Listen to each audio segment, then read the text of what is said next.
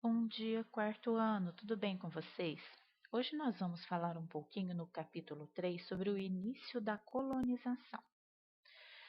Aí nós temos no início dessa página falando sobre um ingrediente que é muito utilizado hoje em dia, mas desde a época da colonização e que está ligado à história do nosso país. Esse ingrediente, o que seria? O que vocês imaginam olhando essa imagem aí? Vocês podem perceber que o doce de leite ele é muito utilizado. Antigamente, há muitos anos atrás, ele tinha um valor muito alto, era um artigo de luxo, tá?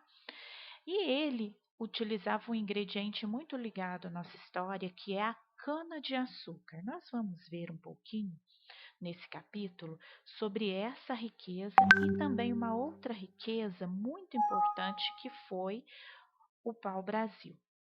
Assim que chegaram os portugueses aqui no nosso país, houve uma grande exploração dessa matéria-prima. Por quê? Assim que eles chegaram, eles puderam perceber que essa madeira também era utilizada para tingir penas, para fazer ornamentos, fazer flechas pelos índios. Mas essa madeira também era importante na Europa, porque além de tingir os tecidos, a madeira também era utilizada na fabricação dos móveis e das embarcações, então tinha um grande valor comercial. Então, vocês podem observar que tinha aí grandes variedades dos referenciais dos valores. Por quê? Porque para os europeus o valor disso era comercial, né? Eles visavam o lucro. Agora, para os indígenas, não. Esse valor de mercadoria eles não conheciam. Né? Então, o que eles achavam, os índios achavam que era importante para eles, era o quê? Machados, facas, tecidos, esses objetos que os portugueses traziam para eles, porque eles não conheciam e isso facilitava a vida deles, tá? As relações também, muito importantes a gente ver nessa época, são de ocupação e a intervenção na natureza, que nós vamos ver um pouquinho mais à frente, tá? O que aconteceu com essa grande exploração do pau-brasil? Não foi só naquela época que começou a refletir. Hoje nós vamos ver um pouquinho mais sobre isso. Quem é o responsável? Responsável pelo quê? Olha só, aí nesse mapa vocês podem ver a Mata Atlântica em 1501 a 1600. E em 2014, olha a Mata Atlântica como está. Se vocês observarem e compararem os dois mapas, vão vendo que essa parte verde é aqui a Mata Atlântica original. Naquela época, ó, de 1501, quando o Brasil foi descoberto, olha só a grande parte do Brasil que ela ocupava e hoje ela está praticamente desaparecida. Originalmente, ela abrangia 17 estados e tinha mais de 1 milhão de quilômetros quadrados. Hoje, só resta 12% dessa mata original. Então, os grandes responsáveis por isso é o próprio homem, pela exploração desenfreada dessa madeira que é tão importante. Naquela época, a gente vai falar um pouquinho sobre o escambo, tá? Naquela época, o escambo, o que era isso? Os portugueses, querendo extrair o pau-brasil, eles precisavam utilizar a mão de obra dos indígenas. Os indígenas, o que eles faziam? Eles derrubavam, cortavam tronco, transformavam em tora, ainda levava madeira da praia, carregava as caravelas. E eles, para conseguirem esse trabalho, ofereciam algo em troca para os indígenas. Eles ofereciam machado, foice, tecido, espelho, pás, facas, tudo que eles achavam que eram importantes para eles. Então, isso era um escambo. Por que isso tinha esse nome? Na verdade, ele não envolvia moeda, era uma troca, tá? Os portugueses davam tudo isso para os indígenas e os indígenas ofereciam os trabalhos deles. Para armazenar essas toras de madeira, eles também fizeram as feitorias. Essas feitorias eram os galpões de madeira que eram todas cercadas por paliçadas. Essas paliçadas eram troncos pontiagudos que colocavam em volta para proteger toda aquela madeira que ficava reservada ali. Nós vamos falar também um pouquinho sobre o cultivo e a produção da cana-de-açúcar. Qual é a importância disso? Tá? Vocês vão ver nessa primeira imagem aqui que não são indígenas que estão trabalhando. Aqui já estão os africanos. Os africanos eles foram trazidos para cá para serem explorados, escravizados.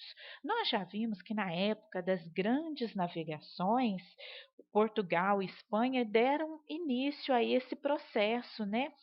Para eles começarem a explorar, né, os oceanos, descobriram o Brasil, né? E quando descobriram, precisaram de mão de obra. Os indígenas inicialmente começaram a esse trabalho, depois começaram a trazer os africanos para cá.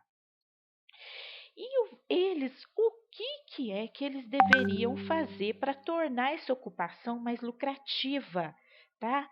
Eles precisavam não pagar uma mão de obra, eles queriam escravizar, por quê? Eles poderiam cultivar a cana de açúcar, né, que já dava um lucro muito grande para eles, e aí aproveitavam também a mão de obra que depois foi trazida dos africanos, tá bom? E obtinham cada vez mais lucros com isso, tá? Ao mesmo tempo que eles garantiam o custeio dessa ocupação, o lucro grandes deles com o comércio de açúcar, com o engenho, tá? Faziam com que os senhores de engenho detinham grande poder nessa colônia, tá? As etapas dessa produção de açúcar era bem complexa, né? Porque tinham que plantar, tinham que colher, tinha que moer, cozinhar, produzir o melaço, né? E tudo isso era feito pelos escravos, tá? Esses escravos africanos, eles tinham muito conhecimento na área de agricultura, por isso preferiram pegar os escravos africanos para fazer essa parte toda da produção de açúcar, tá? Então, primeiramente nós podemos ver que foram os indígenas, né, que começaram a trabalhar com a exploração do pau-brasil, né? Os portugueses exploravam os indígenas para ter o pau-brasil. Mais para frente, começaram a cultivar cana-de-açúcar e os responsáveis, né, que trabalhavam lá eram os indígenas. Aqui também nós vamos ver, olha, nessa produção que está aqui, ó, da cana-de-açúcar, esse trabalho, como era. Aqui na letrinha A, nós vamos ver que tem a casa da moenda. Aqui era a casa da moagem, tá? A moagem da cana para extração do caldo. E isso aqui, ó, é uma roda d'água, tá vendo? Essa toda estrutura aqui é uma roda d'água. É a roda que rodava, movida por água, que fazia com que a cana fosse moída. Na letrinha B aqui, ó, onde está a letra B, é onde estão colhendo, tá?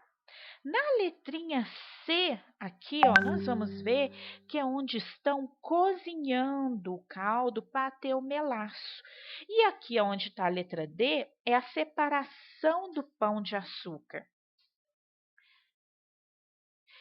O engenho. Nós vamos falar um pouquinho agora sobre o engenho. Aqui no engenho tem, na letrinha A, nós podemos ver a casa grande, é onde ficavam os senhores de engenho. Na letra B, é a capela, que está bem aqui em cima. A letra C é a senzala onde ficavam os africanos. E a letra D era o local destinado à produção da cana da açúcar, né? Produção da açúcar. Então, vocês podem ver por essa estrutura aqui que essa estrutura era muito complexa. Por quê? Isso aqui não envolvia somente pessoas, né? Envolvia muito mais coisas. Por quê? Porque tinha que ter as plantações, tinha que ter equipamento para processar a cana, tinham que ter construções, tinha que ter escravos, gado, pastagem, carro de transporte, né? E além da casa grande. Então, tudo isso envolvia uma grande operação de processamento. Espero que isso tenha ajudado bastante vocês. Até a próxima aula.